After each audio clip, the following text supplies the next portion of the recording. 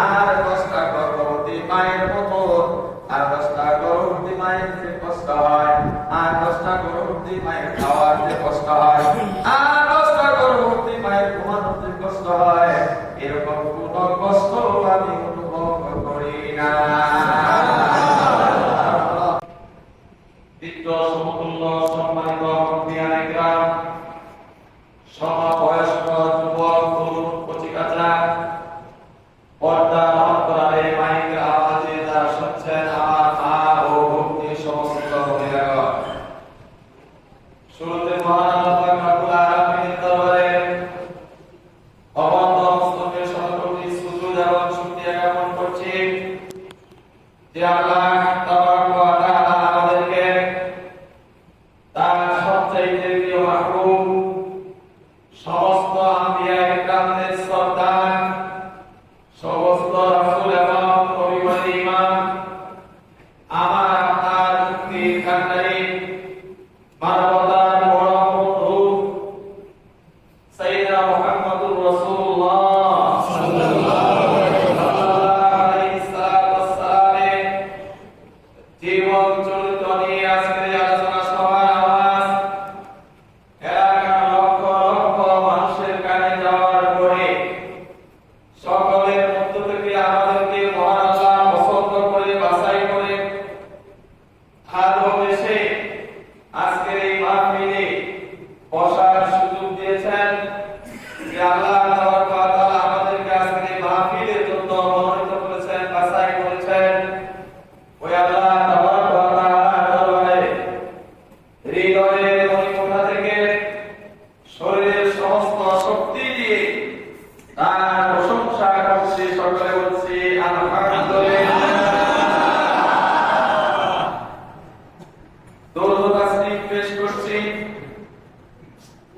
বিশ্ব মানবতার মহান মুক্তির দিশারি, নির্যাতিত নিপীড়িত মজলুম মানুষের মুক্তির কান্ডারি, মানবতার বড় বন্ধু যে রাসূলকে মহান আল্লাহ তাবারক ওয়া তাআলা 570 খ্রিস্টাব্দে 12 রবিউল আউয়াল মতান্তরে 571 খ্রিস্টাব্দে 9 রবিউল আউয়াল তৎকালীন জাহেলি যুগের বর্বর অসভ্য মানুষের নিকটে অন্ধকার থেকে মানুষদেরকে আলোর পথে আনার জন্য, জাহান্নামের পথ থেকে মানুষদেরকে জান্নাতের দিকে নিয়ে আসার জন্য আল্লাহ তাবারক ওয়া তাআলা হেরা রশ্মি দিলেন, আল্লাহ অমূল্য মহামূল্যবান বাণী আল কোরআন দিলেন। এই কোরআনের আলোকে যে রাসূল সেই সময়ের বর্বর অসভ্য সন্ত্রাসী মানুষকে পৃথিবীর শ্রেষ্ঠ মানুষ, সোনার মানুষে রূপান্তরিত করেছিলেন, সেই রাসূলের আনিত আল কোরআন আজও আমাদের কাছে বিদ্যমান, কথা ঠিক কিনা? সেই রাসূলের রেখে যাওয়া তিনার সুন্নাত আদর্শ আমাদের কাছে রয়েছে। আমরা যদি আমাদের ব্যক্তি, পরিবার, সমাজ, রাষ্ট্র জীবনে একবিংশ শতাব্দীতে ঐক্যবদ্ধ হয়ে আল কোরআন এবং রাসূলের আদর্শকে আঁকড়ে ধরি, তাহলে আদৌ এই বিশ্বটা একটি শান্তি এবং নিরাপত্তা বিশ্বে রূপান্তরিত হতে বাধ্য। শুধু তাই নয়, মৃত্যুর পরের জীবনে আমাদের জন্য রয়েছে গ্যারান্টি, নাজাত এবং মুক্তি। যেই রাসূলের সুপারিশ ব্যতীত শুধু আমি আপনি নই, হযরত আদম আলাইহিস সালাম থেকে শুরু করে হযরত ঈসা আলাইহিস সালাম পর্যন্ত যত রাসূল এবং নবীগণ এসেছিলেন, সকলেই আল্লাহর আদালতে দাঁড়িয়ে থাকবেন।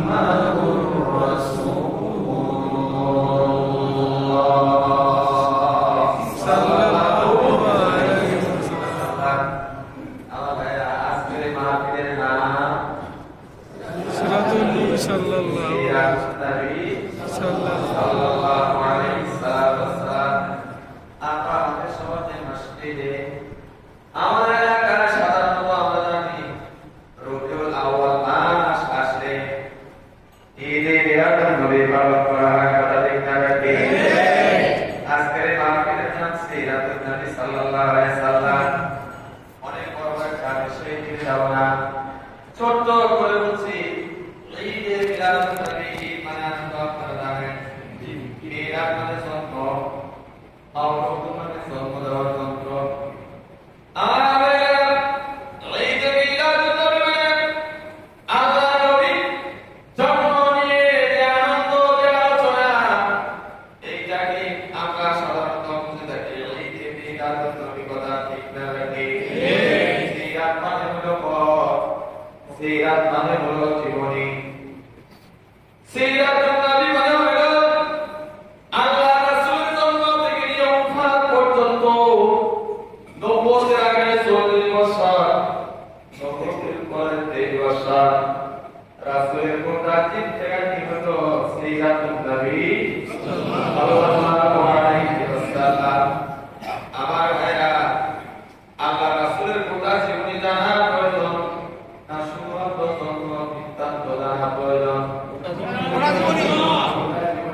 আমাদের যত্ন প্রয়োজন গোটা জীবনী জানলেই আল্লাহ রাসূল আল্লাহর হুকুম আল্লাহর কালাম কিভাবে আল্লাহ জমিনে প্রতিষ্ঠা করেছেন আল্লাহর ইবাদত করেছেন আল্লাহর হুকুম পালন করেছেন গোটা জীবন জানলেই শুধুমাত্র আল্লাহ রাসূলের আদর্শ অনুযায়ী আল্লাহর ইবাদত আল্লাহর আনুগত্য করা সম্ভব করা ঠিক কিনা ভাই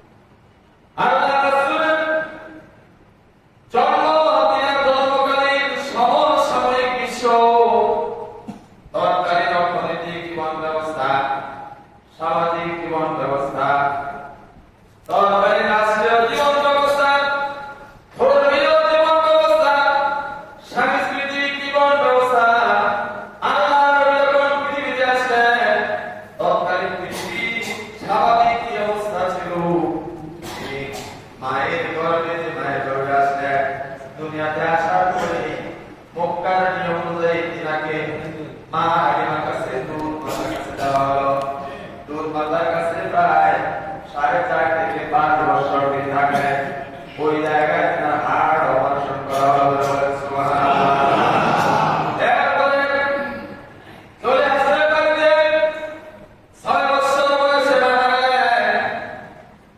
কিশোর তার বাড়িতে কাটালেন এরপরে সংস্কার অভাব চাচা আবু তালিবের সংসার তিনি কাটালেন আবু তালিবের ব্যবসায় তিনি সহযোগিতা করলেন যৌবনকালে হযরত খালিদাতুল কুবরা রাদিয়াল্লাহু তাআলা আনহা ব্যবসায়ী পার্টনার হলেন অবশেষে দুজনের বিবাহ হলো বিবাহ পারিবারিক জীবনের পরে তিনি নবুয়ত পাওয়ার পূর্বে সমাজের অন্যায় অনাচার দুর্নীতি দুরাচার মানুষের মধ্যে ভ্রাতৃত্ব বন্ধন এইগুলি আমল করার জন্য আল্লাহর নবী একটা সংগঠন করেছেন একটা ক্লাব করেছেন আপনারা সবাই জানেন সেটা হলো শান্তি সংঘ হিজবুল মুজাহিদিন ভাইরা ওয়াল্লাহ আল্লাহ রাসূল নিজের তৈরি করা কিছু মতবাদ দিয়া আইন দিয়া বিধান দিয়া মানুষের মধ্যে মানুষের মর্যাদা নারীদের মর্যাদা ফিরিয়ে দেওয়া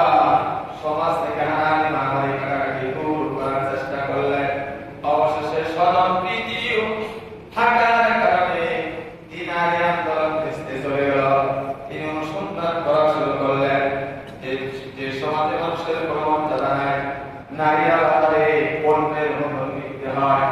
সব না বলা গেলে ওয়ারিসের মতন সব সন্তানের ভক্ষণ করে সুদের যন্ত্রণায় পরিশোধ করতে না পারলে নিজের স্ত্রী যুবতী কন্যাকে নিয়ে বাজারে বিক্রি করে মাজন সুদের টাকা আদায় করে।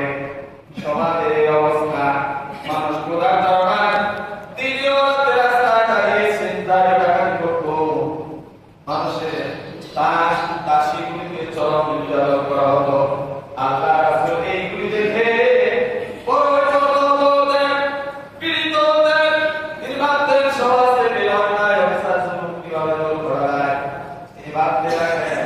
আস্তে আস্তে 40 বছর পর্যন্ত তিনি ভাবতে ভাবতে আল্লাহ তাআলার পক্ষ থেকে নবুয়ত প্রাপ্ত হলেন। সুবহানাল্লাহ।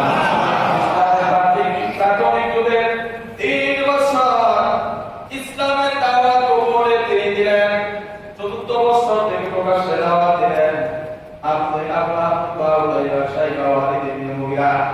মক্কার যারা আদর্শ চালাতো তাদের দ্বারা বাধার সম্মুখীন হলেন। আস্তে আস্তে দাওয়াত সম্প্রসারণ হলো, বাধাও বাড়তে লাগলো, মৃত্যুর হুমকি, মারার ষড়যন্ত্র, অবশেষে দেশ থেকে বাধ্য করা, আল্লাহর নবী হিজরত করার জন্য নবুয়তের 10 বছরে মহান আল্লাহ তাআলা কিদারে আশরাতে চলে গেলেন। এটা হলো মেরাজ। আল্লাহ তাআলা হাবিবকে মক্কা থেকে মদিনায় হিজরত করাবেন। মদিনা নামক রাষ্ট্রের রাষ্ট্রপ্রধান তিনি হলেন। সুবহানাল্লাহ। রাষ্ট্রটি কিভাবে পরিচালনা করবেন এই জন্য আশরাত বিধিয়াকে ট্রেনিং দেওয়া হলো। সূরা বানী ইসরাঈলের 23 নম্বর আয়াত থেকে 38 নম্বর আয়াত পর্যন্ত একটা কল্যাণ রাষ্ট্রের প্রধানের কি চরিত্র হবে, ব্যবসার কি ধরন হবে, মহান আল্লাহ তাআলা 14 নম্বর পদ্ধতি দিলেন। আল্লাহ মক্কা থেকে মদিনায় হিজরত করলেন। হিজরত করার পরে মদিনা শহর, যেটা বর্তমান মেঘনা কাটা বলা হয়, এই শহরের মাধ্যমে মদিনার নির্বাচন ইহুদি খ্রিস্টান মুসলিম ছিল, তাদের সকলকে নিয়ে ঐক্যবদ্ধ করলেন। সকলের সম্মতিক্রমে আল্লাহ রাসূল মদিনা রাষ্ট্রের রাষ্ট্রপ্রধান করেন। এরপরে তিনি রাষ্ট্র চালাতে থাকলেন, ইসলামের দাওয়াত দেওয়া শুরু করলেন। মক্কার মুশরিকদের গায়ে জ্বালা ধরে গেল, তারা সহ্য করতে পারল না। হিজরতের 2য় বছরে মদিনা নামক রাষ্ট্রকে দুনিয়া থেকে মুছে দেওয়ার জন্য আক্রমণ করা হলো। সেই যুদ্ধটার নাম হলো বদরের যুদ্ধ। বর্বরবাদীদের মধ্যে যুদ্ধ ধরে বলেন। সুবহানাল্লাহ। এই বদরের যুদ্ধ, উহুদের যুদ্ধ, খন্দকের যুদ্ধ, হুনাইনের যুদ্ধ, আমার ভাইরা আল্লাহ নবীর জোরসায় মক্কা বিজয় করেও সর্বমোট 126টি যুদ্ধ হয়েছে। 27টি যুদ্ধের সেনাপ্রধান স্বয়ং আল্লাহ রাসূল নিজে ছিলেন। সুবহানাল্লাহ।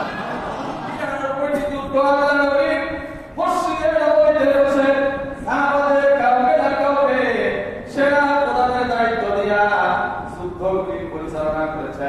অবশেষে মক্কা বিজয় এবং তারপরে বিজয় হতে ভাষা, তারপরে আল্লাহ রাসূলের উপহার, আল্লাহ রাসূলের 63 বছরের জিন্দেগানি আমি দেওয়ার হোসাইনের যদি কিংবার জন্ম হয়, সারা জীবন করে যদি আলোচনা করি, আল্লাহ রাসূলের গোটা জীবনে আলোচনা করে শেষ করা আমার দ্বারা সম্ভব নয়। আমি আপনাদের সামনে সূরা এর 28 নম্বর আয়াত তেলাওয়াত করেছি।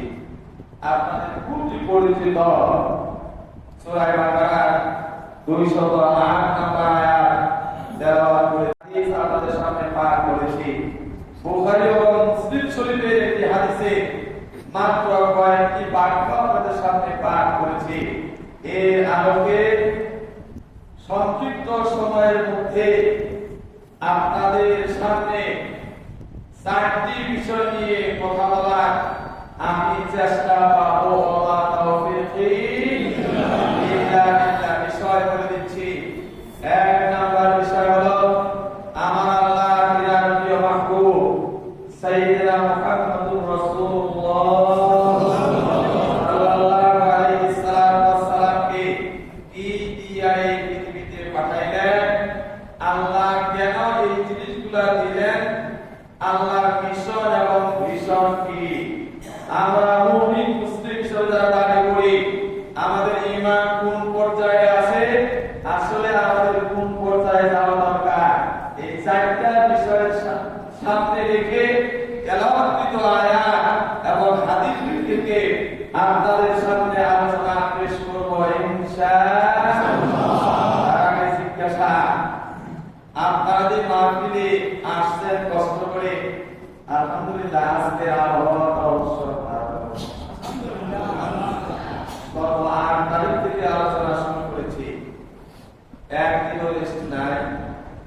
আরো মানে জনগণ মনে করে যদি তিনি আরো ৩টা-৪টা মাহফিল করতে পারতাম তাহলে দিনাজের জন্য ভালো হতো। আমি চেষ্টা করে যাচ্ছি আমার সাধ্য মোতাবেক প্রতিদিন ১৩ ঘন্টা, ১৫ ঘন্টা, ২ ঘন্টা, সোয়া ২ ঘন্টা পর্যন্ত আলোচনা করেছি দাঁড়িয়ে দাঁড়িয়ে। আমার ভাইরা, আপনারা আজকে এই মাহফিলে এসেছেন, মাহফিলে এসে বসতে পেরে আপনারা বেজার না খুশি? অল্প না বেশি? আলোচনা কতক্ষণ চলবে? সারা চলবে। আলোচনা চলবে সারা থেকে পড়া। আমি এইরকম আলোচনা করি না। এখন বাজে প্রায় ৯টা, ১০:৩০ পর্যন্ত যদি আলোচনা করি, আপনারা আমাকে সহযোগিতা করবেন ইনশাআল্লাহ। আমার ভাইরা, আলোচনা শুরু করার আগে আমি সব জায়গায় 2টা দোয়া চাই, আপনাদের কাছেও চাবো, আপনারা দোয়া করবেন তো ইনশাআল্লাহ। ১ নম্বর দোয়া, মানুষের কাছে আল্লাহর কালাম পৌঁছানোর জন্য কঠোর প্রয়োজনীয়তা আছে, কথা যদি অপরিষ্কার হয়, বুঝতে যদি না পারে, তখন সমস্যা আমার আজকে হচ্ছে। এই মাইকের আওয়াজ আমার কানে না আসার কারণে আমার সমস্যা হচ্ছে, আমার প্রেশার হচ্ছে কন্ট্রোল। আমার কণ্ঠ যদি পরিষ্কার না হয়, কথা যদি ভালোভাবে বুঝতে না পারে, আলোচনা বুঝতে অসুবিধা হবে, আমার আলোচনা করে কোনো লাভ নাই, বুঝতে যদি না পারে। এই জন্য আল্লাহর কাছে দোয়া করেন, আমি যেন আপনাদের সামনে যে উদ্দেশ্য লক্ষ্য নিয়ে আলোচনা করার চেষ্টা করছি, এই কথাগুলি আমাদের জন্য যা প্রয়োজন সুন্দর সাবলীল ভাষায় আপনাদের সামনে যেন পরিষ্কার ভাবে উপস্থাপন করতে পারি। আল্লাহ যেন আমাকে তৌফিক দেন করেন, সকলে বলুন আমিন।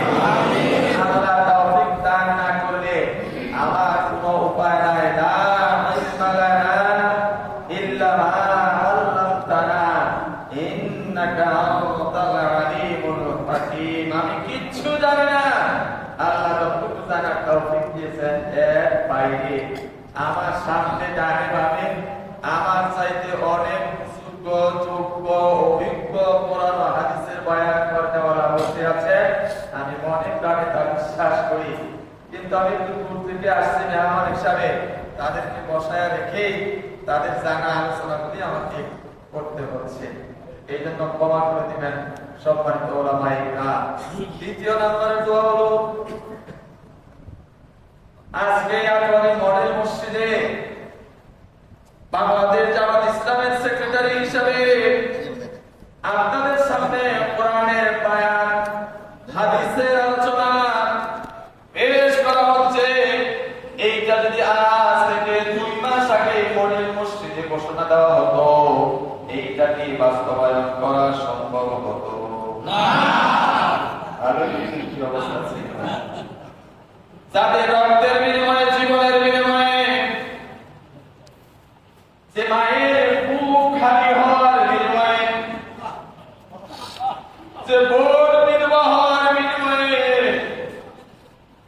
মাত্র ১৭ দিনের শিশু এতিম হওয়ার বিনিময়ে আজকের উন্মুক্ত ময়দানে আল্লাহর কালামের কথা বলার সুযোগ পেয়েছি। তাদের জন্য দোয়া করার প্রয়োজন আছে। আমার ভাইরা, আপনারা সবাই জানেন বাংলাদেশে মাত্র এই ১ মাস কয়েক দিনের আন্দোলনে গতকাল গতকালকে জরিপ অনুযায়ী 1423 জন মানুষের জীবন গেছে আমাদের পঞ্চগড়ে, তার মধ্যে থেকে 5 জন। আমি 5 জনের বাসায় গেছি, কোন বাবা মার সামনে চোখের পানি না ফেলে আসতে না। বিশেষ করে দেবীগঞ্জ উপজেলা ইলাহাটি ইউনিয়নের ভাওয়াগঞ্জ টোকরা ভাষার কাছে যে গ্রাম, সেইখানে রাজমিস্ত্রি শাওন যেই দিন রংপুরের আবু সাইদ, শহীদ আবু সাইদ পুলিশের গুলিকে শাহাদাত বরণ করল, সেই দিন আবু সাইদ তার জন্ম নেওয়া সন্তানের বয়স তখনো 1 পক্ষ হয়নি। তার সন্তানের নাম রেখেছিল আবু সাইদ। আমার বন্ধুগণ, সন্তানের বয়স যেদিন 14 দিন, সেই দিন সে বলল আবু সাইদ কি গুলি খেয়ে মারা যেতে পারে এই দেশের নতুন স্বাধীনতা আনার জন্য, তাহলে আমি শাওন কেন রাজপথে গিয়ে প্রতিবাদ করতে পারবো না। সে দুপুরবেলা গোসল করে দোয়ার সালাত আদায় করে দুপুরের খাবার খেয়ে রাজপথে বের হওয়ার সাথে সাথে পুলিশের পুলে এসে তার দেহকে ঝাঁঝরা করে দিল। যেদিন সেই দিন শাওন রাজমিস্ত্রি, তার সন্তানের বয়স মাত্র 14 দিন। আমার ভাইরা, আমরা তার বাসায় গেলাম, সেই সন্তানের বয়সটা গ্রাম সন্তানটি তার নানা আমার কোলে মেয়েটি বের হয়ে আসলো, তার চোখের পানিতে তার ওর কার ভেজে যাচ্ছিল। নতুন বিবাহিতা নববধূ একটি সন্তানের মা, সে বলুন এইরকম একজন নববধূ তার স্বামীকে হারিয়েছে নতুন বাংলাদেশ উপহার দেওয়ার জন্য, কথা ঠিক কিনা? এইরকম হাজার বোনেরা বিধবা হয়েছে, অসংখ্য মায়ের বুক খালি হয়েছে। একটা ছেলেকে ভাতৃত্বে পড়ানো কত পয়সা প্রয়োজন আপনারা অনেকেই তা জানেন। অসংখ্য নাচ যুবক ভাইয়েরা জীবন দিয়েছেন পরিবারে একমাত্র কর্ম সক্ষম হবে বাবা এবং মায়ের মুখে রুচি এবং রুচি তুলে দিবে। চাকরি পাওয়ার আগে সন্তানটি দুনিয়া থেকে বিদায় নিল, বলে ওই বাবা এবং মায়ের পরিচা কতটুকু ছিঁড়ে গেল। আমার ভাইরা, আমরা ওই বাবা এবং মায়ের কোনোভাবে সান্ত্বনা দিতে পারবো না, কথা ঠিক কিনা? তাদের পরিবারের অভাব আমাদের দ্বারা মোচন করা সম্ভব নয়। ওর নববধূর জীবনের সুখ এইটা পূরণ করা আমাদের সম্ভব নয়। 17 বা 14 দিনের শিশু আবু সাইদ, তার বাবার ভালোবাসাও আমাদের দ্বারা পূরণ করা সম্ভব নয়। কিন্তু যে আল্লাহ তা পূরণ করতে পারে, আমার আল্লাহ সবারই মনে সান্ত্বনা দিতে পারে কিনা? যে আল্লাহ তা পারে, আমি আল্লাহর কাছে দোয়া করছি, আল্লাহ যে মায়েদের বুক খালি হওয়ার পরে আমরা নতুন বাংলাদেশ পেলাম, যে বোন বিধবা হওয়ার কারণে আমরা কোরআনের বাণী নির্বিঘ্নে প্রচার করার সুযোগ পেলাম, যে শিশুটি এতিম হওয়ার বিনিময়ে আমরা নতুন করে স্বাধীনতা পেলাম, কোরআনের কথা মুক্ত ময়দানে বলার সুযোগ পেলাম,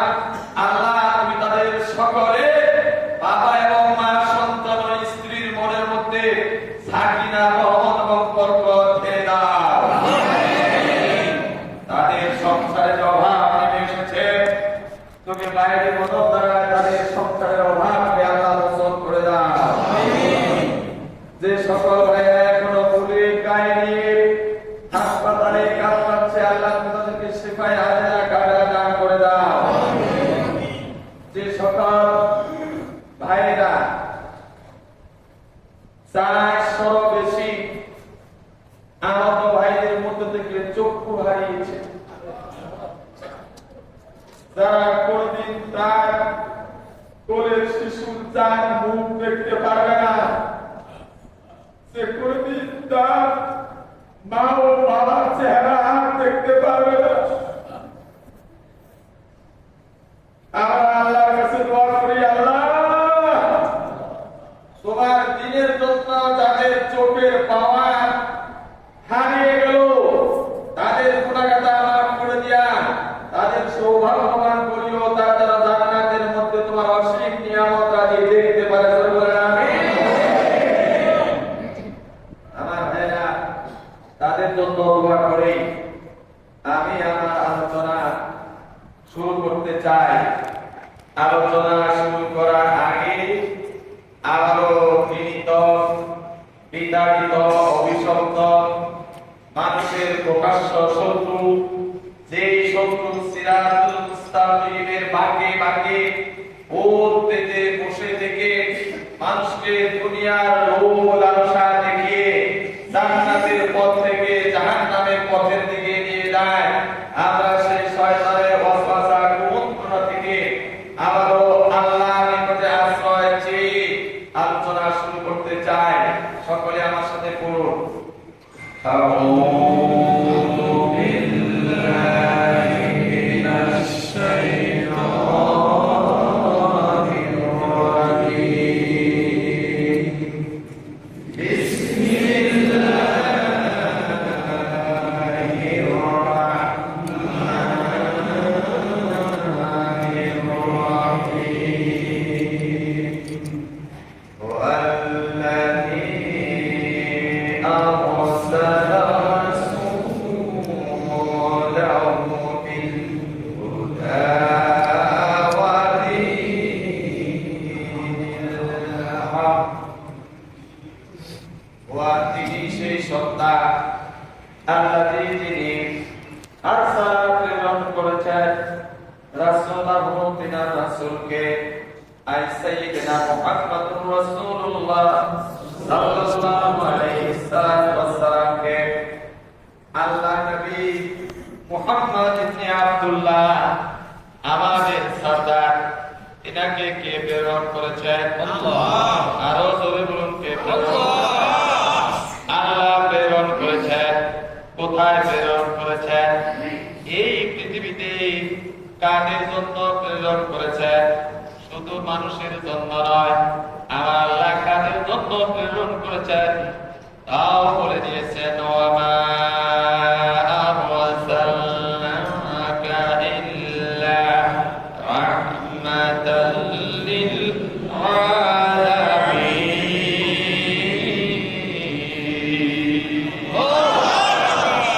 আমার আল্লাহ বলেন, ওয়ামা আরসালনাকা মায়ে দুনিয়া, আমি আপনাকে পাঠাই নাই। ওয়ামা আরসালনাকা, আর আমি আপনাকে পাঠাই নাই। ইল্লা, পাঠিয়েছি আমি আপনাকে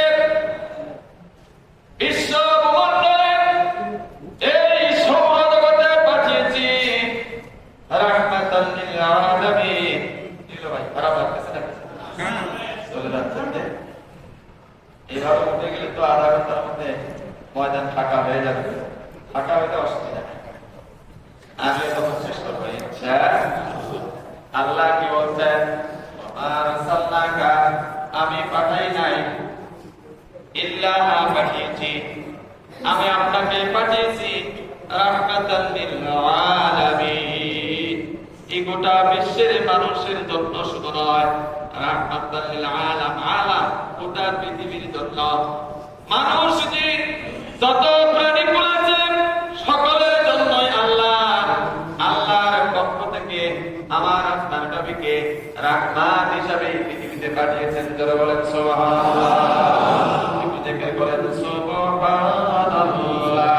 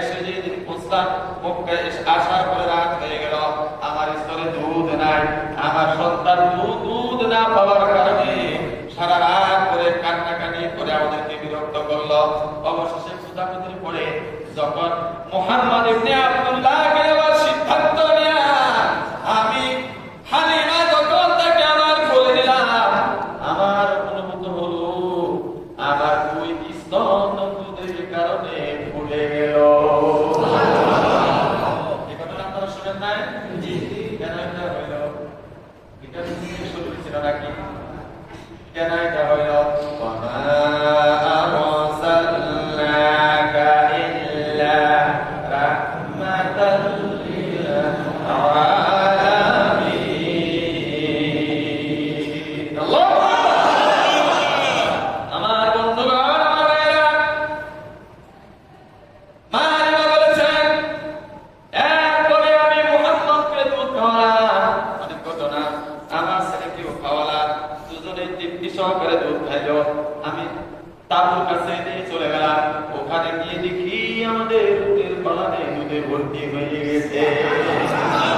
মানে আল্লাহর নবীর কাছে যাওয়ার সাথে সাথে সমস্ত প্রকার কষ্ট, সমস্ত প্রকার অশান্তি, ক্লেশ দূর হয়ে শান্তি এবং নিরাপত্তা বিরাজ করছে। ধরে বলেন সুবহানাল্লাহ। আমার ভাইরা, এইটা প্রাকৃতিক ভাবে, কিন্তু মানুষ সমাজ থেকে অশান্তি দূর করার জন্য শুধু আল্লাহর নবীর মুজিজা দিয়াই হয় নাই, কথা ঠিক না বেঠিক? মানুষের সমাজ থেকে অশান্তি দূর করার জন্য, বৈষম্য দূর করার জন্য, মানুষের সমাজ থেকে জুলুম দূর করার জন্য আমার নবীকে সারাদিন জীবন পরিশ্রম করতে হয়েছে, কষ্ট করতে হয়েছে। আর এই পরিশ্রম কষ্টের নাম হলো জিহাদ ফি সাবিলিল্লাহ।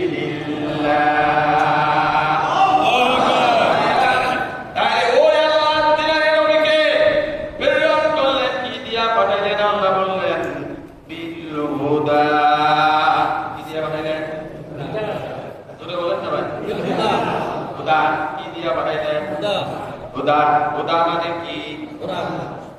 হুদা মানে পথ, হুদা মানে জান্নাতে যাওয়ার রাস্তা, হুদা মানে হইল আল কোরআন, হুদা মানে হইল ইসলাম। এই হুদা, এই হেদায়েত শুধু আমার নবীকে দেয় নাই, বরঞ্চ এই হেদায়েত আল্লাহ যুগে যুগে প্রত্যেক রাসূল এবং নবীকে দিয়েছেন। সুবহানাল্লাহ। আমাদের আদি পিতা হযরত আদম আলাইহিস সালামকে যখন আল্লাহ সৃষ্টি করলেন, সৃষ্টি করার পরে প্রথমে আল্লাহ তাবারক ওয়া তাআলা হযরত আদম আলাইহিস সালামকে যে জিনিসটা দিলেন সেটা হইল জ্ঞান শিখাইলেন। ফেরেশতাদের চ্যালেঞ্জ মোকাবেলা, জ্ঞান শেখানো হলো। আমার ভাইরা, ইসলামে জ্ঞান শিক্ষা করা কি ফরজ? জোরে বলেন, জ্ঞান শিক্ষা করা কি ফরজ? জ্ঞান শিক্ষা করা ফরজ। কোরআনের জ্ঞান শিক্ষা করা ফরজ। কয়েকজন হুজুরের জন্য ফরজ না সমস্ত মুমিনদের জন্য ফরজ? কমপক্ষে ফরজ ওয়াজিব যারা, হালাল যারা, হারাম যারা, এই চারটা বিষয়ে পরিপূর্ণ জ্ঞান অর্জন করা প্রত্যেকটা মুমিনের উপরে ফরজ। এবার আসুন, ফরজের স্তর জানা দরকার। এইটা না জানার কারণে আমরা শুধু মুখ দিয়া বলি ফরজ, ফরজের গুরুত্ব নাই। নামাজ পড়া কি ফরজ? নামাজ না পড়লে কি হয়? নামাজ পড়লে কি হয় তাও জানা দরকার। আল্লাহ নামাজ পড়লে কি পুরস্কার দিবে এইটা জানার আগে যে নামাজের প্রস্তুতি। আল্লাহু আকবার। ইয়া আইয়ুহাল্লাযীনা আমানু ইযা কুনতুম ইলাস সালাতি ফাগসিলু ওজুহাকুম ওয়া আইদিকুম ইলাল মারাফিqi ওয়ামসাহু রুসাকুম ওয়া আরজুলুকুম ইলাল কা'বাইন। নামাজ পড়ার আগে কি করা লাগে? আদ-দুরু মিত্তাকুস সালাত।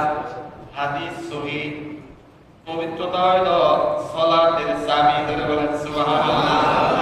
আর নবী বলেছেন এই আয়াতের ব্যাখ্যা, আমার যে উম্মত সালাত আদায় করার জন্য ওযু করবে, ওযু করার সময় যখন সে তার মুখমণ্ডল ধৌত করবে, এক নামাজ থেকে আরেক নামাজ পর্যন্ত এই চেহারা দ্বারা, তার চোখ দ্বারায়, নাক দ্বারায়, এই ঠোঁটের দ্বারায় যত গুনাহ করবে, সগীরা গুনাহ, ওযুর পানির সাথে সমস্ত গুনাহগুলি ধুয়ে ঝরে যাবে। এরকম ফজিলতের বয়ান করলে সারা রাত চলে যাবে। আমার বন্ধুরা, তাহলে নামাজ পড়া ফরজ, নামাজের জন্য ওযু করাও ফরজ। তাহলে ওযুর ছোট্ট একটা পুরস্কারের কথা বললাম। আপনি দুই হাত ধুবেন, দুই হাতের দ্বারা যত গুনাহ হয়েছিল সগীরা, হাত পানি দিয়ে ধোয়ার সাথে সাথে আল্লাহ তাআলা মুছে দিবেন। বলেন সুবহানাল্লাহ। যত ছোট ছোট কুচিন্তা ছিল, সগীরা গুনাহ ছিল, আল্লাহ সেই গুনাহকে মাফ করে দিলেন। পায়ের দ্বারা হেঁটে যত সগীরা গুনাহ করেছিলেন, পা টাকটু সহ ধোয়ার সাথে সাথে আল্লাহ সেই গুনাহকে মাফ করে দিলেন। এইটা জানি হলো ফরজ। ফরজ আদায় করলে পুরস্কার, না করলে কি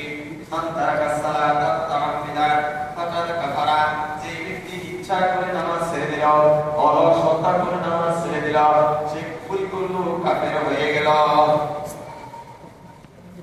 সে কুফরি করলো, জোরে বলে وسيق الذين كفروا إلى جهنم زمرا। যারা এই কুফরি করলো, কাফের হয়ে গেল, কিয়ামতের ময়দানে তাদেরকে কাতারে কাতারে দলে দলে পিটাইয়া জাহান্নামের দিকে নিয়ে যাওয়া হবে।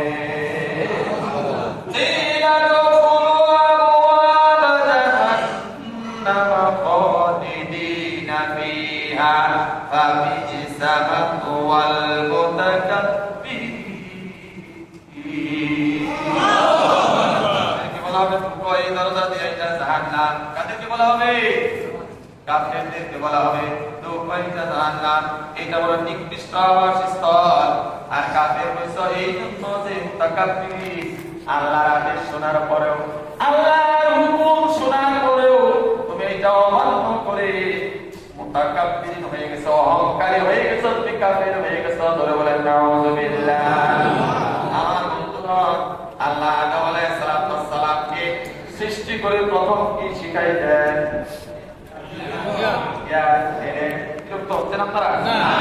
খারাপ লাগতেছে? প্রথমে দিলেন জ্ঞান, তাহলে জ্ঞান অর্জন করা আমাদের জন্য কি? পরস্পর জ্ঞান, বহির জ্ঞান, কোরআনের জ্ঞান। এখন ভাই এই কোরআন যদি আপনি তরক করে থাকেন, অবশ্য সমাজে মাসালা আছে, যারা কোরআন শিখে নাই, নামাজ কালাম পড়ে না, ওরা আমাদের সাথে বড় বড় না ফতোয়া দেয়, হুজুররা শিখছে, পড়ছে, জানছে, না মানলে ওরা খরাব করবে। আমরা জানিও নাই, মানিও নাই। আমার ভাইরা যারা এই কথা বলে, আমাদের কাছে চাপা করে পার পাবেন, কিন্তু আল্লাহর আদালতে পাওয়া যাবে না। আপনাকে আল্লাহ কি দেয় নাই? আপনার স্ত্রী দিয়েছে, আপনার বাবা দিয়েছে, আপনাকে খাওয়ার জন্য হাজার নিয়ামত দান করেছে, আপনার শরীর সুস্থ রেখেছে, আপনাকে আল্লাহ অনেক ধরনের কুওয়াত দিয়েছে, মাথায় ব্যবসা করার জ্ঞান দিয়েছে, পরের ক্ষতি করার মতো বুদ্ধিও দিয়েছে, উপকার করার মতো বুদ্ধিও দিয়েছে। যে আল্লাহ আপনাকে এত কিছু দিল, সে আল্লাহ আপনার উপরে তার কালাম শিক্ষা ফরজ করে দিল, আপনি এইটা বুঝবেন না। চাপা মারে জান্নাতে যাবেন, এই চাপা আল্লাহ দেবে না।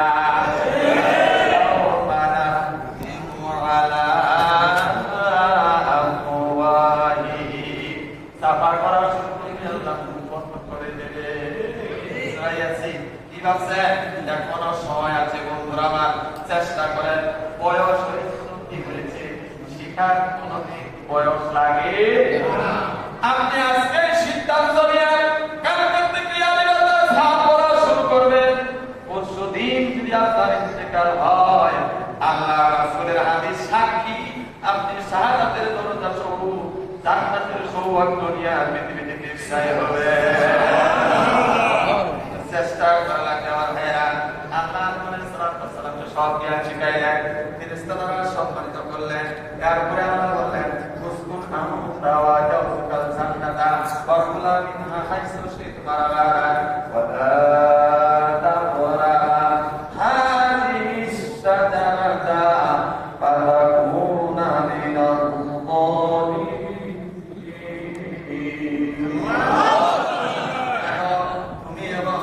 যালিমিন। জান্নাতের মধ্যে বসবাস করো, খাও, মন যা চায় পান করো, এনজয় করো, ঘুরে বেড়াও, কোনো সমস্যা নাই।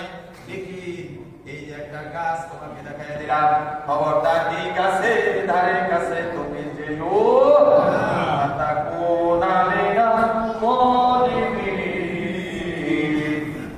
যদি তুমি ধারে কাছে যাও, তাহলে তুমি অত্যাচারীদের অন্তর্ভুক্ত হয়ে যাবে। জালিম মানে অত্যাচারী, জালিম মানে অত্যাচারী। আমার ভাইরা,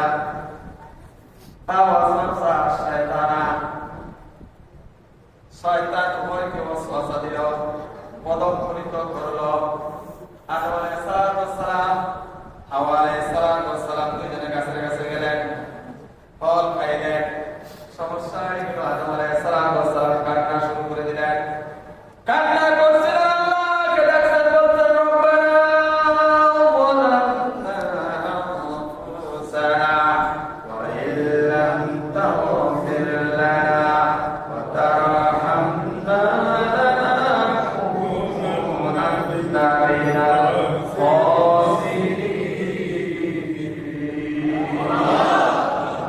আল্লাহ আমি আমার নিজের প্রতি অত্যাচার করেছি, জুলুম করেছি। যদি তুমি আমাকে মাফ না করো, ওয়াতারহামনা, যদি তুমি আমার প্রতি করুণা না করো, লানাকুনান্না মিনাল খাসিরিন, আমি দেউলিয়া হয়ে যাব, আমি ক্ষতিগ্রস্ত হয়ে যাব।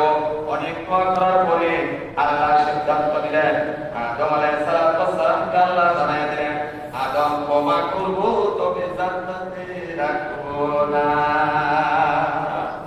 কারণ জান্নাতে থাকার উপযোগিতা তুমি হারিয়েছ আমার একটা আদেশ অমান্য করার কারণে।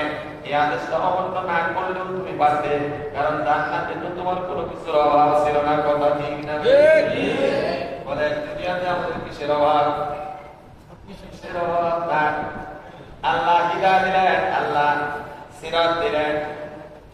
শয়তানের কোনো বই পুস্তক নাই। কথা ঠিক না? কোনো দলিল নাই, শুধুমাত্র দুনিয়ার লোভ লালসা, একটু শান্ত করতা। কথা ঠিক না? সব কিছু শয়তানের ওয়াসওয়াসা। আল্লাহ রাসূল দিলেন, নবী দিলেন, ওয়ারাসাতুল আম্বিয়া দিলেন, কোরআন দিলেন, হাদিস দিলেন। এই জান্নাতে যাওয়ার জন্য, জাহান্নাম থেকে বাঁচার জন্য সতর্ক করলেন, ভয় দেখালেন। জান্নাতে যাওয়ার নেওয়ার জন্য আল্লাহ এমন কোনো চেষ্টা নাই যেটা আমাদের জন্য আল্লাহ করছে না। কথা ঠিক না? আমার ভাইরা, তারপরে শয়তানের মধ্যে চলে। আল্লাহ বললেন, আদম আমার একটা আদেশ অমান্য করে জান্নাতে থাকার উপযোগিতা তুমি হারিয়ে ফেলেছ। তোমাকে মাফ করবো ঠিকই, কিন্তু তোমাকে জান্নাত ছেড়ে চলে যাওয়া লাগবে একটা সময়ের জন্য, একটা আসল, একটা হায়াত। আমি তোমাকে পৃথিবীতে রাখবো, সেইখানে তোমাকে যাচাই বাছাই করবো, তোমাকে দেখবো পরবর্তীতে তুমি জান্নাতে আসতে পারো কিনা, তুমি পরবর্তীতে লোভ লালসা সংবরণ করতে পারো কিনা। আমার ভাইরা, আমরা মনে করি কালেমা তাইয়্যিবা পড়লে জান্নাতে যাওয়া যাবে। আসলে ব্যাখ্যার মধ্যে আমাদের সমস্যা আছে। কালেমা তাইয়্যিবা পড়লে যদি জান্নাতে যাওয়া যাইতো, তাহলে সূরা আনকাবুতের 2 নম্বর আয়াতের মধ্যে আল্লাহ বলতো না, আমসান নাস ইয়াতরুকু আয়াকুলু আমান্না ওয়া হুম লা ইফতানুন। মানুষেরা, তোমরা কি ধারণা করেছ তোমরা এই কথা বললেই তোমাদেরকে ছেড়ে দেওয়া হবে যে আমরা ঈমান এনেছি? এই কথা বললে ছেড়ে দেওয়া হবে না। আমি কি তোমাদেরকে পরীক্ষা করব না? আল্লাহ পরীক্ষা করবে না? নাই। সূরা বাকারার 155 নম্বর আয়াতের মধ্যে আল্লাহ বলেন, আমি অবশ্যই তোমাদেরকে পরীক্ষা করব। কাদেরকে পরীক্ষা করবে? বলেন কাদেরকে? বিশেষ করে ঈমানদারদেরকে। বিশেষ করে পরীক্ষা কাদের হয়? যারা ছাত্র সাথে। কথা ঠিক না? আপনি ছাত্র না, আপনার পরীক্ষার কোনো প্রয়োজনীয়তা নাই। আপনি কাফের, আপনার পরীক্ষার কোনো প্রয়োজনীয়তা নাই। তখন আল্লাহকে স্বীকার করবেন, আল্লাহর কালামকে আপনি মেনে নেবেন, রাসূলের রিসালাতকে কি আপনি মেনে নেবেন, রাসূলের আদর্শ আপনার গায়ে যখন জ্বলাবেন, শুরু হয়ে যাবে ক্লাস 1, 2, 3 করে পরীক্ষা। করা ঠিক না? আমার আল্লাহ বলেন, পরীক্ষা শুরু হবে জিহাদ ফি সাবিলিল্লাহ করলে, কালেমা জিকির দিয়া, শুধুমাত্র নামাজের দাওয়াত দিয়া তোমার পরীক্ষা নাই। তুমি পরিপূর্ণ ঈমানদার না। আমার ভাইয়া, আমরা ওয়াজ করে থাকি, আমাদেরকে ওয়াজ শোনানো হয়, উম্মতে মুহাম্মাদি মানে হইল খায়রুল উম্মত। শোনানো হয় না? নাই? বাবাদের কথা কর হয়। কুনতুম খায়রা উম্মাতিন উখরিজাত লিন-নাস। আল্লাহ ঘোষণা দিয়েছেন, কুনতুম খায়রা উম্মাত, তোমরাই শ্রেষ্ঠ দল, তোমরাই শ্রেষ্ঠ জাতি। উখরিজাত লিন-নাস, তোমাদেরকে বের করা হয়েছে মানুষদের জন্য, তোমরাই শ্রেষ্ঠ জাতি।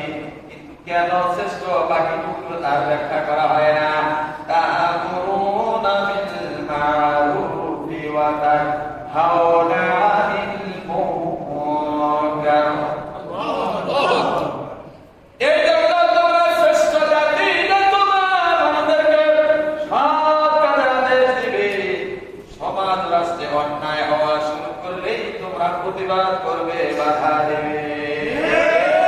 আমার উম্মত, আল্লাহর বান্দা যারা সৎ কাজের আদেশ দেয়, অন্যায় কাজ দেখলেই যারা প্রতিবাদ করে বাধা দেয়, এরাই হইল রাসূলের উম্মতের মধ্যে শ্রেষ্ঠ উম্মত। আপনি সৎ কাজের আদেশ করবেন না, অন্যায় দেখলে তাসবিহ টিপবেন, আর আপনি খাইর উম্মত হবেন, এটা আমার আল্লাহ বলে না। আমার বন্ধুরা, এই সৎ কাজের আদেশ দেওয়ার জন্য ক্ষমতা দরকার। ক্ষমতা না থাকলে সৎ কাজের আদেশ দেওয়া যায় না। ক্ষমতা না থাকলে অন্যায় কাজের বাধা দেওয়া যায় না।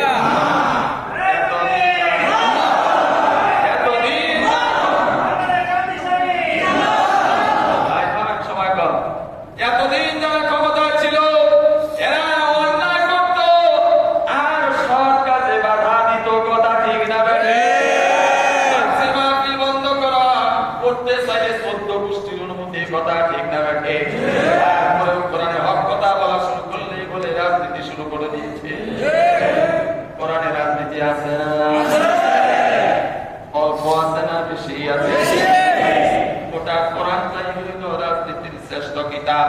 রাজনীতি মানে হলো রাজার নীতি। সমস্ত রাজাদের রাজাকে আল্লাহ মানুষ বানাইলেন, মানুষের জন্য নীতি বানাবেন না। এইরকম আল্লাহ আমাদের না, কথা ঠিক? আমার ভাইরা, আল্লাহ সাল্লাল্লাহু বললেন, ভুল করেছো, জান্নাতে থাকার উপযোগিতা তুমি হারিয়েছ, এবার পৃথিবীতে যাও, একটু যাচাই বাছাই করবো, করার পরে আবার তোমাকে জান্নাতে আসার সুযোগ দিব। আল্লাহু আকবার। আল্লাহ পাঠায় দিলেন, বললেন, ইহবিতু মিনহা জামিআ ফাইমা ইয়াতিয়ান্নাকুম মিন্নি হুদা। তুমি যাও, তোমরা নেমে যাও এখান থেকে। আদম, তবে তুমি এটা ভাবিও না তোমাকে জান্নাত থেকে পৃথিবীতে ছেড়ে দিয়ে আমি আল্লাহ তোমাকে ভুলে গেলাম। কারণ যত মাখলুক আমি সৃষ্টি করেছি, সমস্ত মাখলুকগুলি সৃষ্টি করার সময় আমি আল্লাহ শুধু বলেছি কুন, সাথে সাথে সেটা হয়ে গেছে। তুমি আদমকে বানাবার জন্য ফেরেশতাদের সাথে পরামর্শ করেছি, অনেক ফেরেশতাকে জমিনে মাটির জন্য পাঠিয়েছি। ইসরাফিল, মিকাইল, জিবরাইল ফেরত আসছে, অবশেষে আজরাইল এসেছে। এই মাটি এনে যাকে খামির করা হয়েছে, ফেরেশতাদের দ্বারা তোমার দেহ তৈরি করেছি, আর তোমার চেহারাটা আমি আল্লাহ মহব্বতের সাথে কুদরতি হাত দ্বারা বানিয়েছি। মানুষের চেহারায় আঘাত করা ইসলামে অনুমতি নাই। আমরা ছোট বাচ্চাদের গালে মারি, স্ত্রীর মুখে বাড়ি, রাস্তায় ঝগড়া লাগলে, বাজারে ঝগড়া লাগলে সেটা শক্ত করে নাক বরাবর আগে দেই, কথা দেখলাম। আমার রাসূলের উম্মত হিসাবে নিজেদেরকে দাবি করি আসবো। আমার ভাইরা, আল্লাহ বললেন, তোমারে বড় আমি মহব্বত করি, পৃথিবীতে তোমাকে পাঠাইলাম, তুমি মনে করিও না তোমাকে আমি ছেড়ে দিলাম। বরং আমার কাছ থেকে তোমার কাছে যাবে, যাবে, কি যাবে? আল্লাহ নবীকে পাঠাইলেন। আল্লাহ বলেন, হুদা আমার পক্ষ থেকে তোমার কাছে যাবে, আমার এই হিদায়াতের আনুগত্য করবে। আমার এই হিদায়াত নিজের ব্যক্তি জীবন, নিজের পারিবারিক জীবন, নিজের রাষ্ট্রীয় জীবন, নিজের সামাজিক জীবনে এই হিদায়াতকে গ্রহণ করবে।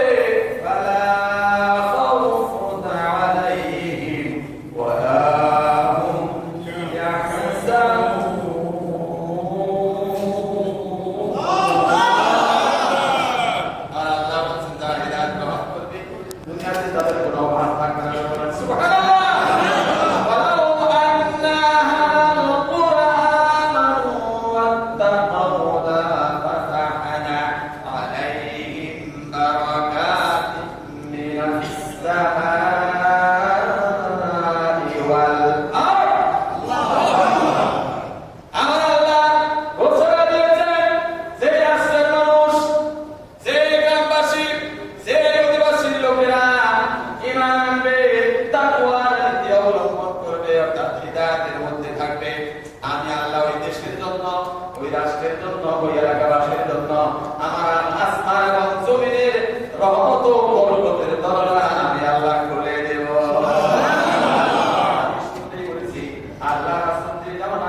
এসেছেন ওই মক্কার মানুষগুলি 570 খ্রিস্টাব্দে ফেরদের দায়ে ডাকাতি করেছে, খুন করেছে, ছিনতাই করেছে, রাজধানী করেছে। আমার রাষ্ট্র ইসলামী রাষ্ট্র প্রতিষ্ঠার পরে হযরত ওমর রাদিয়াল্লাহু তাআলা আনহুর শাসনামলে মুসলমানেরা যাকাতের হক মাথায় দিয়া 6 মাস পর্যন্ত ঘুরে ঘুরে বেরিয়েছে। যাকাত খাওয়ার মানুষ পাওয়া যায় না। বর্তমানে 21 শতাব্দীতে আপনারা জানেন আমাদের পার্শ্ববর্তী রাষ্ট্রের প্রতিবেশী আফগানিস্তান, যে রাষ্ট্রের বর্তমান শাসক গোষ্ঠী হল তালেবান, এই তালেবানদেরকে নিয়ে কত ট্রল করা হয়েছে।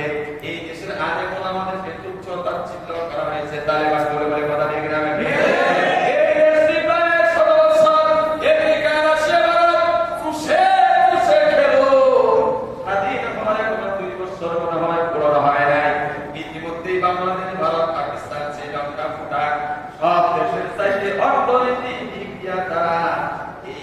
আমাদের এশিয়া মহাদেশে এশিয়া কি সার্বভৌম দেশগুলির মধ্যে তারা শ্রেষ্ঠত্ব অর্জন করেছে। বাংলার মুসলমানেরা যদি কোরআনের ছায়া ধরে আছে, কোরআনের ইংরেজি বিচার শুরু হয়, কোরআনের আওয়াজ আজানের আওয়াজ সংসদ থেকে ভেসে আসার সাথে সাথে মুসলমানরা কাজ কর্ম ছেড়ে দিয়ে যদি মসজিদমুখী হয়, আমার বন্ধুরা এই ভারতীয় উপমহাদেশে যতগুলি রাষ্ট্র আছে সমস্ত রাষ্ট্র সাহিত্যে সবচাইতে সমৃদ্ধি উর্বর রাষ্ট্র হলো আমার ভূমি।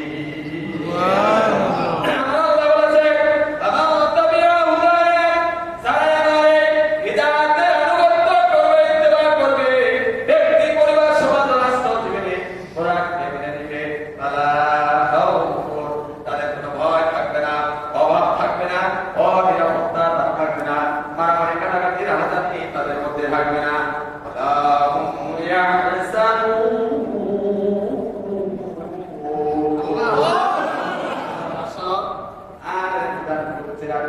তাদের কোনো চিন্তা থাকবে না। বলেন সুবহানাল্লাহ। এই বিধান আপনারা চান, আপনাদের কাছে আছে কিনা? আছে। সমস্যাটা কোথায়? একদম ইসলাম বিদ্বেষী নেতা হলো সমস্যা। কথা ঠিক না? তারা ফতোয়া দেয় ভাই, ফতোয়া আলাদা, রাজনীতি আলাদা। এরকম ফতোয়া আমাদের এলাকায় দেয় না। কেউ যদি বলে আমি মুসলমান, এরপরে কুফরি কথা বলে, কেউ বলে ধর্ম আলাদা, রাজনীতি আলাদা, তার ঈমান নাই। আর এরকম নেতার পিছনে স্লোগান দিবে যারা, এরকম নেতার পিছনে ঘুরবে যারা, কিয়ামতের ময়দানে নিঃসন্দেহে জাহান্নামে যাবে তারা। ইসরাঈলের ৭১ নম্বর আয়াত, ইয়াওমা নাদউ কুল্লা উনাসিন বিইমানিহিম।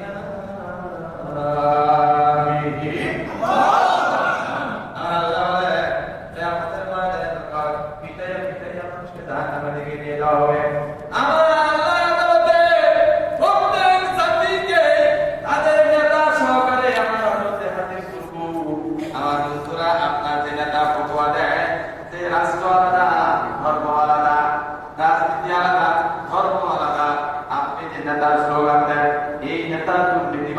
আপনি যে নেতার স্লোগান দেন, এই নেতা আঘাত ভোটের আগে আপনার যে ছবিগুলি দেওয়া হয়, পোস্টার দেওয়া হয়, নীল দিয়ে লেখা হয় জনগণের সেবা করার সুযোগ দিয়ে লেখা হয়।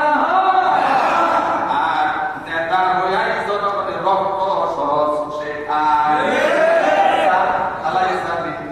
যে ব্যক্তি এরকম প্রতারণা করে, কোথায় একটা বলে কার একটা করে, আমার রাসূল বলেছেন মান কাসা আলাইসা বিনি, যে প্রতারণা করে সে আমার উম্মত না। আপনার এই নেতা সহকারে আপনাকে যখন স্লোগান দিতে দিতে জাহান্নামে যায়, আমার ভাইরা যখন পিছন থেকে ফেরেশতারা পিটাইয়া নিয়ে যাবে, আসিফাল্লাযীনা কাফারু ইলা জাহান্নামা সুমারা হাত্তা ইযা জাউহা ফুতিহাত আবওয়াবুহা ওয়া ক্বালা লাহুম ফাতহাতুহা আলাম ইয়াতিকুম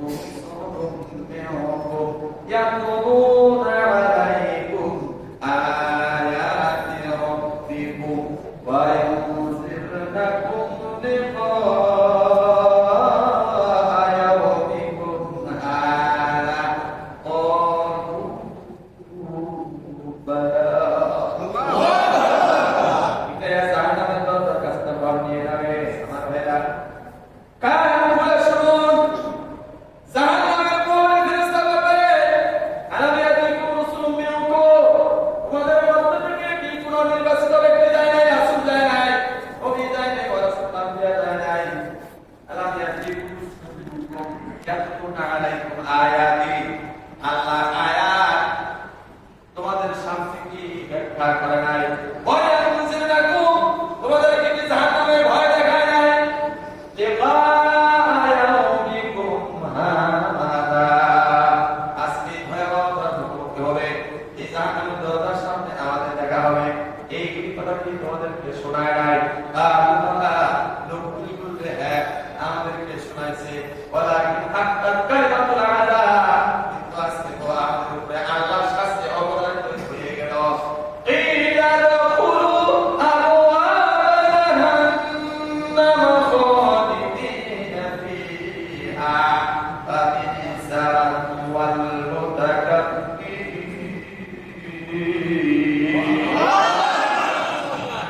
ফেরেশতা বলবে ঢুকো, ইলা দুখুলু, ঢুকো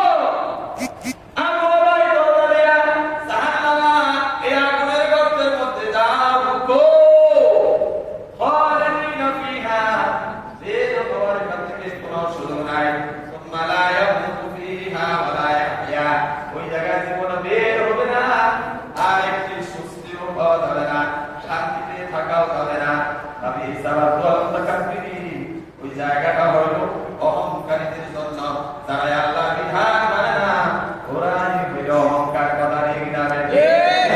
আমার ভাইরা, এই লোকের বলার পরে যখন এই কোরআনের কথা না মেনে, কোরআনের বাস্তবায়ন পৃথিবীতে না করে জাহান্নামের মধ্যে যাবে, জাহান্নামে গিয়া নেতা এবং কর্মী ঝগড়া করবে। পড়ে দেখবেন সূরা সাবা 31-32 নম্বর আয়াত। নেতারা কর্মীরা বলবে দুনিয়ায় তো খুব লোক দেখাইছিলেন, অনেক বিপদাবদ করছিলেন, সমাজকে সাহস দিয়েছিলেন, কিয়ামতের ময়দানে সুপারিশ করে নিয়ে যাব।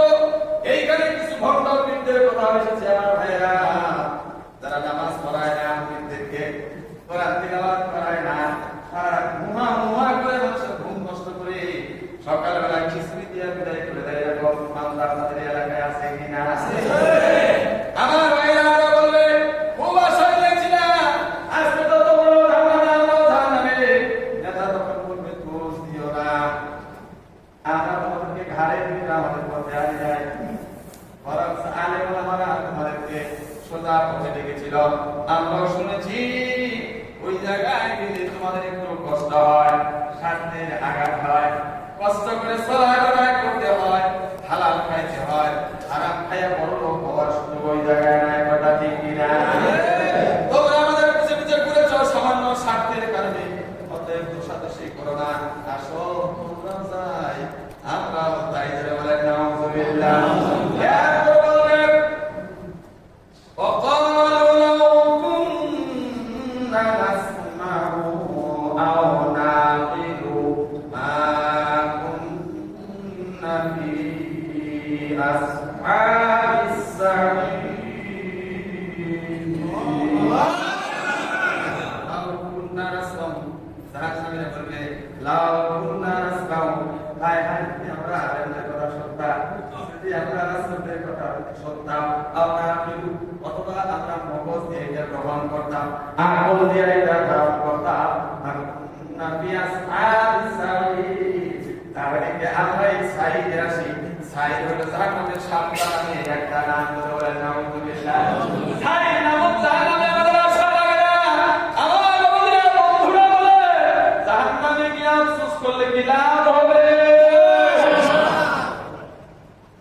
এখানে লাভ করার জন্য দুনিয়াতে সিদ্ধান্ত গ্রহণ করা, এবার বলেন আপনারা আল্লাহ দেওয়া বিধান মানতে রাজি আছেন কিনা? মানতে রাজি যারা আমার আল্লাহর দোহাত তুলে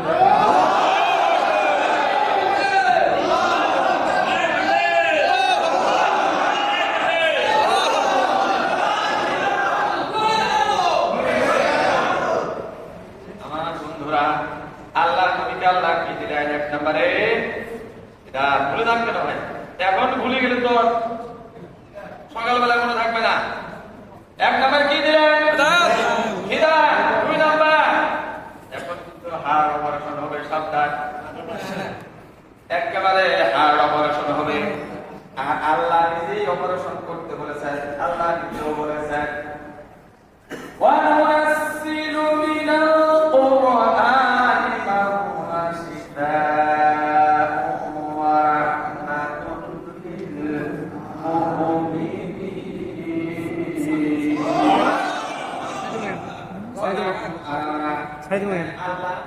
জিবরাইল আলাইহিস সালাম একসাথে বলিয়েছেন ওয়া নাহনু আরসালনা অবতীর্ণ করেছি নুনাজ্জিলু মিনাল কুরআন অবতীর্ণ করেছি কুরআন মা হুয়া এই কুরআনের মধ্যে রয়েছে শিক্ষা দিদরে বলেন সুবহানাল্লাহ কুরআন জানে যাবে হৃদয় থেকে শয়তানি অন্ধকার দূর হয়ে যাবে কুরআন জানে প্রবেশ করবে হৃদয় থেকে গোমরাহির অন্ধকার দূর হয়ে যাবে বলেন সুবহানাল্লাহ এই জায়গা তুমি আল্লাহর কোরআনে শয়তানের জায়গা রাখা যাবে